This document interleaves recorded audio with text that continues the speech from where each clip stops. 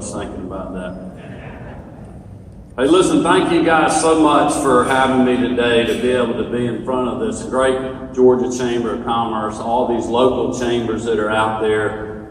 And I appreciate your efforts to grow jobs and economic opportunity in our great state. I'm also thankful for this platform today to share a lot about myself and my story and my vision for where we want to go in Georgia. And I certainly look forward to working with you all as we do that to have a safer, more prosperous Georgia.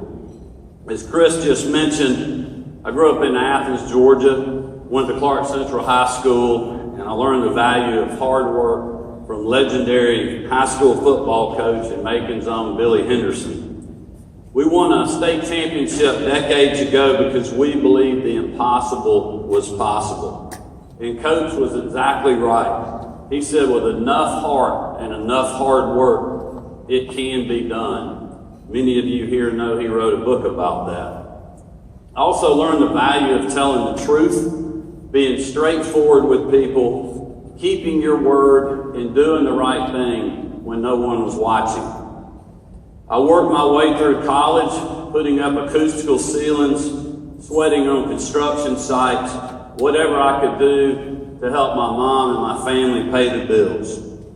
After graduating from Georgia, I worked in construction full-time. I started my first business literally over 30 years ago with a shovel, a toolbox, and a pickup truck. Up before daylight. I have dug ditches, I have poured concrete, I have hammered nails and studs, and I have built things literally from the ground up. Along the way, I've started many other companies involved in farming, manufacturing, banking, and agribusiness. We've created hundreds of jobs in Georgia, providing a paycheck and opportunities for families and communities in this great state. And I'll be straightforward with you. Like many of you, I have had my ups and downs over the last 30 years. My wife, Marty, and I know what it's like to struggle. We lived in spec houses that wouldn't sell. We lived in a double-wide trailer on our parents' property when those spec houses finally, thankfully, did sell. We literally lived like many people day to day during the recession, and at times thought we were going to lose everything that we had. But like many of you, every single day in your businesses and with the folks that you work for, we kept chopping, and thankfully things have worked out for us. I can assure you that during these tough times, I never, ever imagined I would be on a stage like this as the Republican nominee for governor. To be honest, running for public office was never part of some plan, and my wife, Marty, will certainly tell you that, and that it wasn't part of the marriage vows either. As usual, she was right. But I ran for office because I was a frustrated small business guy. I was fed up with government overreach and oversight, rules, regulations, taxes. Some days I spent more time dealing with government paperwork than I did on the job site. It was ridiculous, and I finally got so fed up I just had to do something about it. And in the Georgia State Senate, I did exactly that. I was truthful with voters, and I told them what I was going to do, and we cut taxes, we slashed regulations, and we stood up for our values back home. We delivered for hardworking Georgians and put our state on a path for prosperity. Thankfully, I got to go home for a few years, and I spent that time getting involved in other business opportunities and helping Marty raise our 3 young daughters and creating more jobs. And then I decided to run for Secretary of State because I felt like the office needed someone that would streamline operations, bring private sector solutions to fix government problems. The Secretary of State's office needed someone who would stand up to career politicians and fight for us to have secure elections. I felt like the office needed a tell-it-like-it-is business guy to innovate, upgrade, and enhance outcomes for those hundreds of thousands of license holders across our state.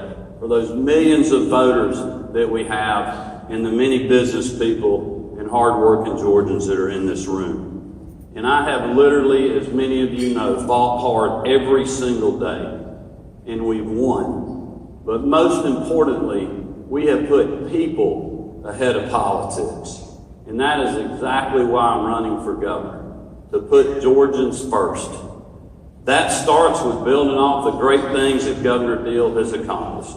650,000 private sector jobs, balanced budgets, $2.3 billion in our reserves, and as you all know, #1 for business 5 years in a row.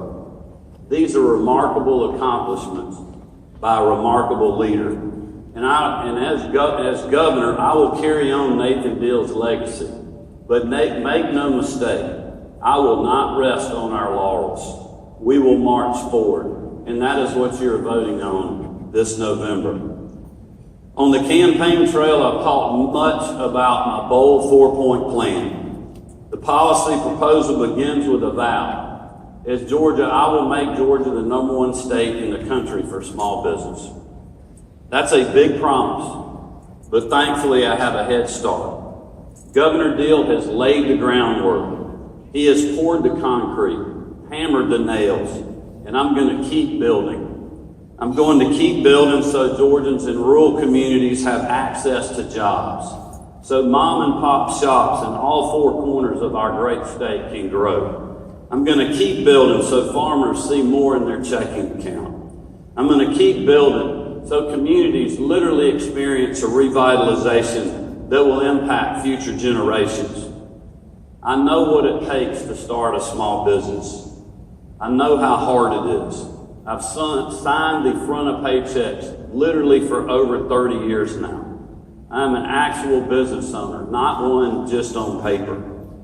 From literally the boardroom to the backhoe, I have brokered deals and gotten the job done.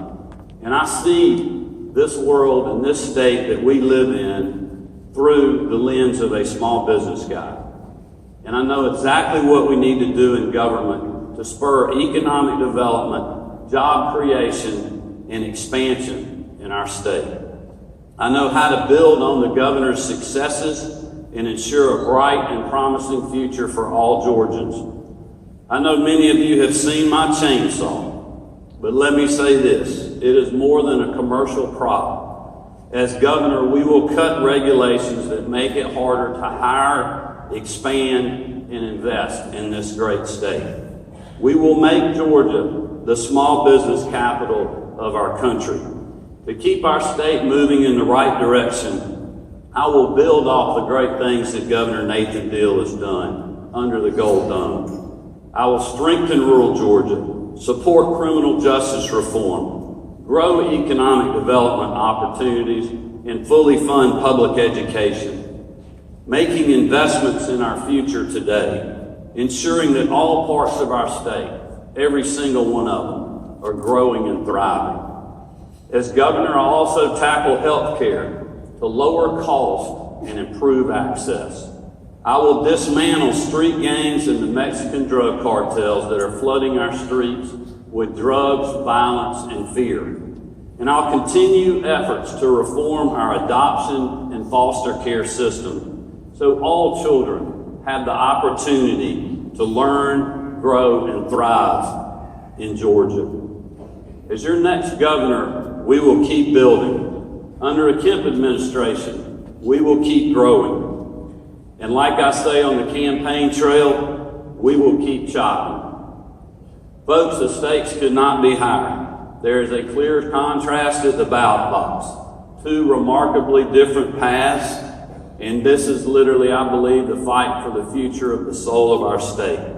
A battle for our future. I have detailed plans to take Georgia even greater heights by building off the legacies of great leaders like we've had Sonny Perdue and Nathan Deal. I have a record of accomplishments that you can trust. I have the business experience that you need to be the state's next CEO. There's no question that I respect my opponent. She's incredibly smart and savvy. She has built a career on politics and has quite a national brand. But let's be honest, we do not need higher taxes and bigger government in Georgia. We don't need to stop the progress that have been started over the last 16 years. I want to humbly ask for your vote and your support. And I promise, as your governor, I will work hard every day to put Georgians first. I thank you again for being here, and I'm looking forward to the opportunity to answer the questions. Thank you.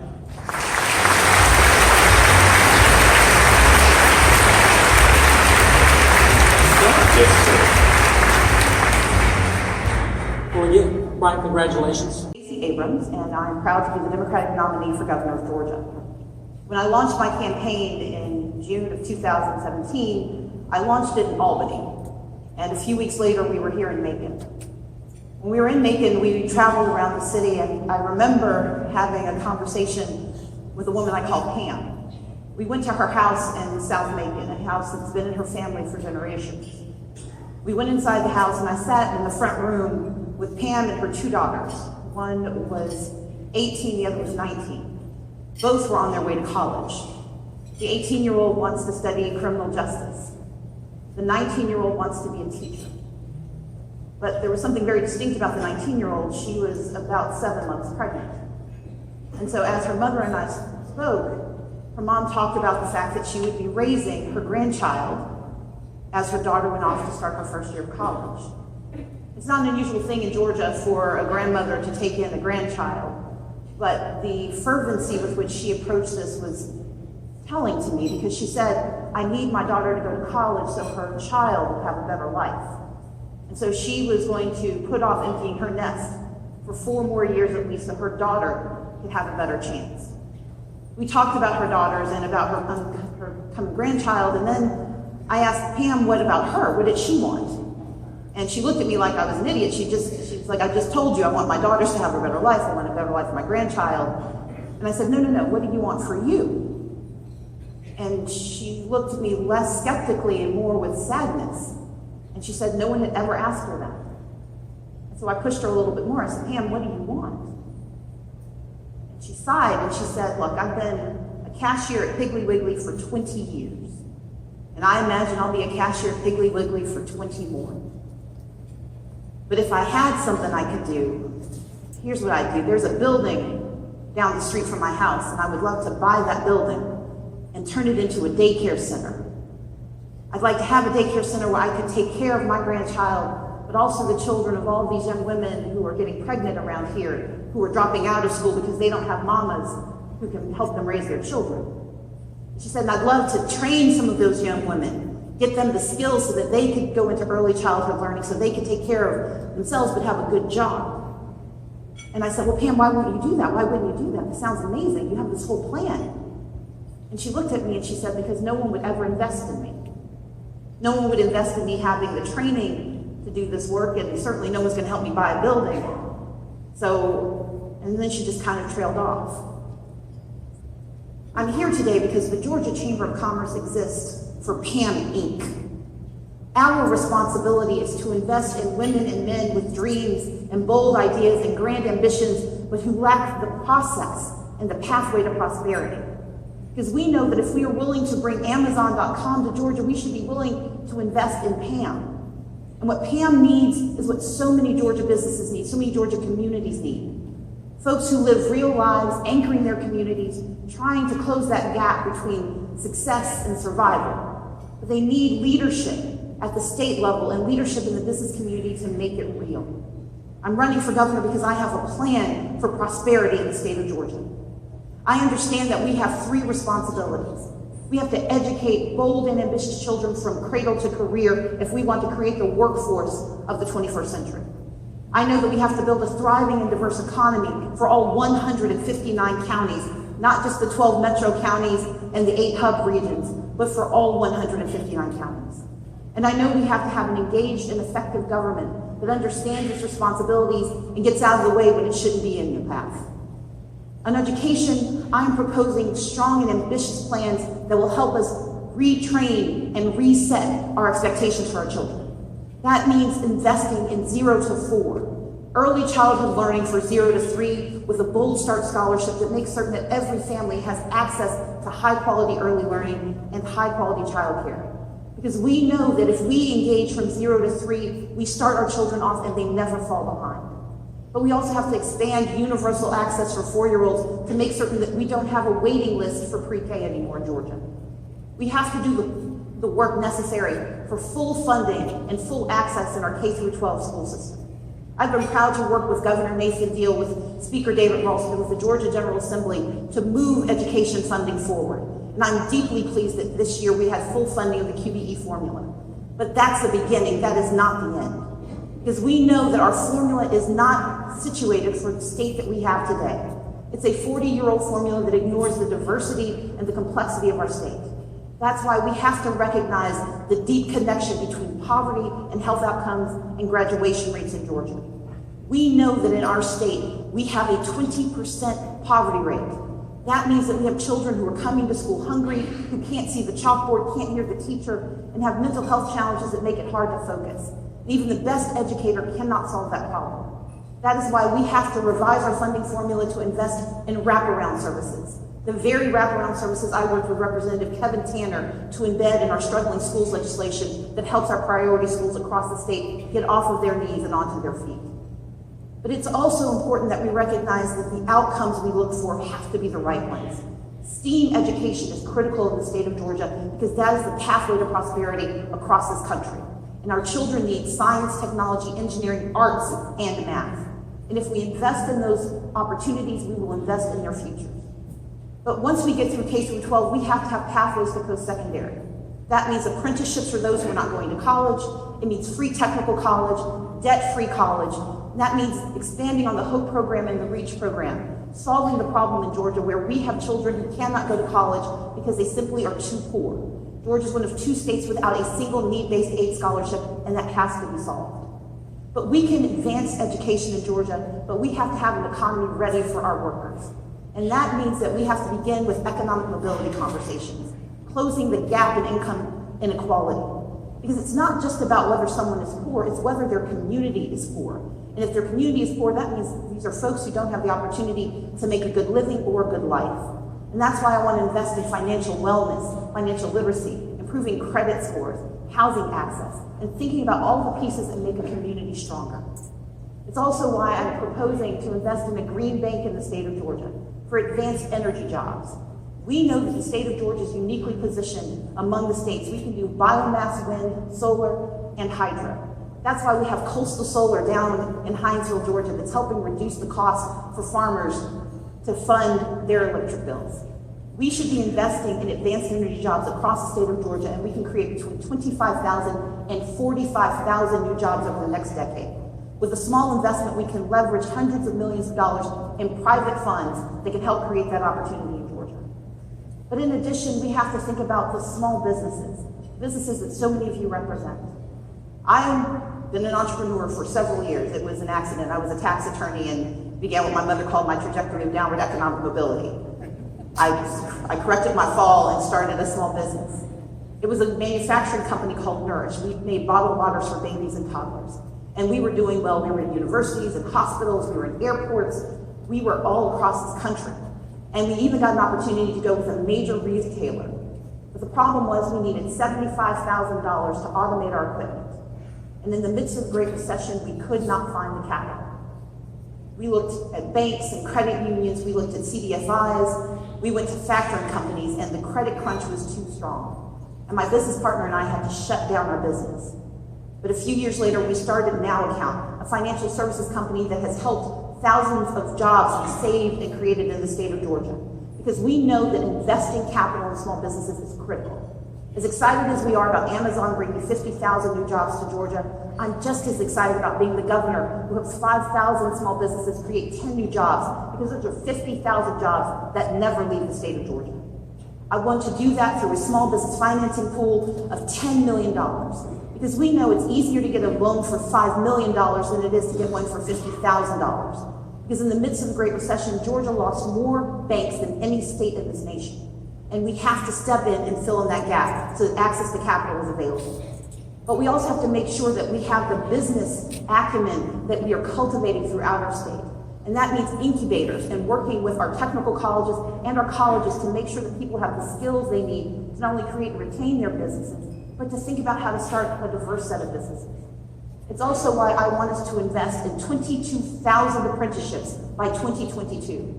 We know we can do this because South Carolina did it. They did it a few years ahead of us. And this is a state that's half our size, and we have a stronger and faster economy, and we need to make up the gap. But we can invest in that. We can invest in small businesses. We can do the work we need to do to build the economy for the 21st century. But we have to have an engaged and effective government that works with education, that works with economic development to make good happen throughout Georgia. And that's where I'm most excited, because I know that the linchpin for so many of our rural counties is the expansion of Medicaid in the state of Georgia. Medicaid expansion is critical in our state. 17 Republican governors have expanded Medicaid, 16 Democratic governors. We have the opportunity to expand Medicaid if we will invest. And for those who would say that Medicaid expansion is a loss, I will tell you it is a leader. We know that in states that have expanded Medicaid, their costs have gone down, their rural hospitals have been saved, and everyone benefits. And for Georgia, this is an economic opportunity the likes of which we will not see again, because we forfeit $8 million a day since 2014, going to Kentucky and Colorado to going to Minnesota, places that are investing their dollars and seeing results. But here's the thing. If Mike Pence of Indiana and Jerry Brown of California can both agree to expand Medicaid, Georgia needs to get on board. This is not a Democratic or Republican issue, this is a people issue. But we also know that the economic return is critical for our rural counties. We've now had 7 hospitals close since 2013. If you've ever been to Wheeler County, to Glenwood, Georgia, you know how devastating that is. That when they lost their hospital, they lost their bank, they lost their pharmacy, they lost their Main Street businesses, they lost 30% of their economic base with a single closure. And Glenwood is not going to be the place that attracts new manufacturing companies because no one's going to bring jobs to places without health care. Georgia has more than 400 hospitals, but half of the rural hospitals are vulnerable to closure. We can stop that and we can return Georgia to being one of the leaders in our country if we will simply accept the money and do what Georgia knows how to do, which is innovate and move forward. But we also have to think about infrastructure, because one of the challenges we have in our state is that if you live in the right places, you can get anywhere you need to be. That's why I'm proud that this year, HB 930 looked at transit as a statewide responsibility. And I was proud as Democratic leader to help close the gap and get the money we needed into the budget for transportation and for transit. And as the next governor of Georgia, I will invest in transit not only in Metro Atlanta, but across the state of Georgia. Because that's paratransit in places like Camden County where you need to get to a doctor. It's places like Taylor County that don't have a grocery store or a hospital that need access to transit to get to either. And it's making sure that we're connecting all of Georgia together so that we have the kind of state where retirees want to stay in our state. I want to make sure that an engaged and effective government is doing what it should for our military and our veterans. That's why I'm proud as Democratic leader to have passed a raft of bills known as a promise kept. And it came from my experience as Deputy City Attorney for the City of Atlanta post-BRAC in 2003. Because post-BRAC, I saw the devastation that was wrought upon the state of Georgia when we got more soldiers but lost bases. We cannot afford that again in the state of Georgia. And that is why I will create a fully staffed military council to yoke together all of our chambers of commerce and all of our military bases to make sure we're doing what we should to be off of the list of BRAC closures the next time it happens.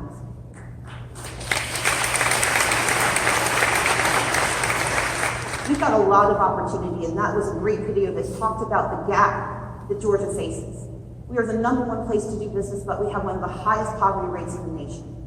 We have some of the finest research institutions and one of the lowest graduation rates. We have some of the best doctors and one of the highest maternal mortality rates in the country. These are solvable problems, and I know Georgia is smart enough to solve them. But we have to have a leader who understands that we have to serve all of Georgia.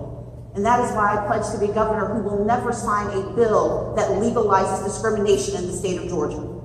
We cannot be a state. We cannot be a state that tells people that they are not worthy of being here, that legalizes bigotry. Whether that bigotry is based on homosexual orientation or immigration or religious status, we have to be a place that's open for business every day. And I am the only candidate who will say firmly and unequivocally that no bill will cross my desk that makes it hard to do business in the state of Georgia.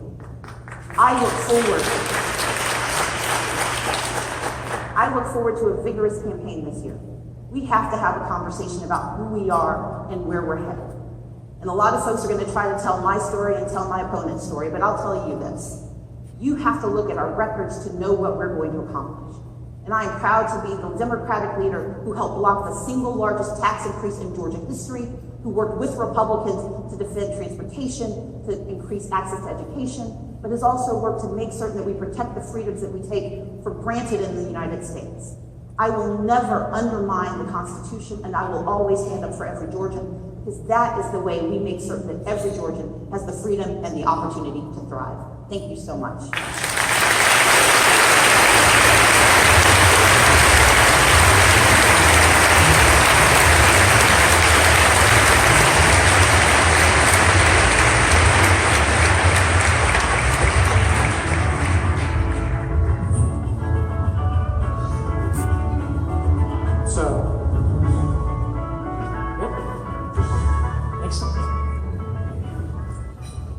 Thank you again for being with us today. Absolutely. Thank you for offering yourself up to serve and to run.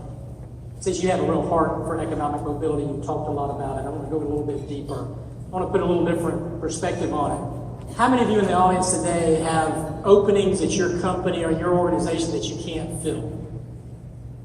Pretty much everywhere I go, that's what we hear. We also know that in rural Georgia, we have about 40% of adults are not working today. And so I'd love to go a little bit deeper about how you propose to actually work with those businesses and those companies to move people from poverty into prosperity. Absolutely. We know that poverty is generally yoked to education. And so we have to begin at the beginning. That's why early childhood learning is so critical. And it may seem like a long-term solution to a short-term problem, but we have to think not only about today, but 20 years from now. That's why I'm proposing the Gold Start Scholarship, which will help families get access to that early childhood learning.